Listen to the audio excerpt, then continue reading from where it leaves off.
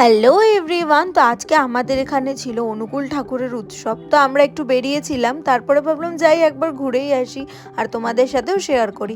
এখানে একটা ছোটোখাটো মেলার মতন বসেছিল আর তোমাদেরকে আমি ভালো মতোই দেখাচ্ছি ভিডিওতে। আর তোমরা যদি আরও ভালো মতো দেখতে যাও তাহলে প্লিজ আমার বড় ব্লগটা চেক করো, আমি নিচে লিঙ্কটা দিয়ে দিয়েছি, তোমরা ওখানে ক্লিক করলেই পেয়ে যাবে বড় ব্লগটা।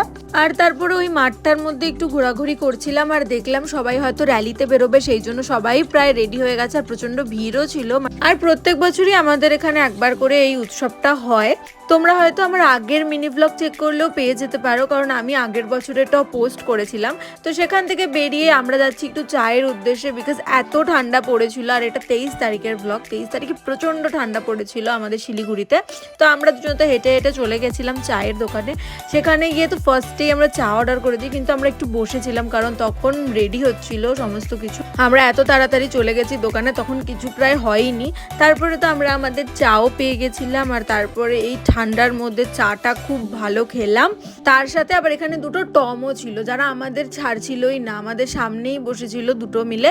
তারপরে তো আমরা চলে যাচ্ছি এখন বাড়ি, কারণ এই ঠান্ডায় আর বাইরে থাকার কোনো রকম ইচ্ছে ছিল না। তো আজকের ব্লগটা এইটুকুই, টাটা।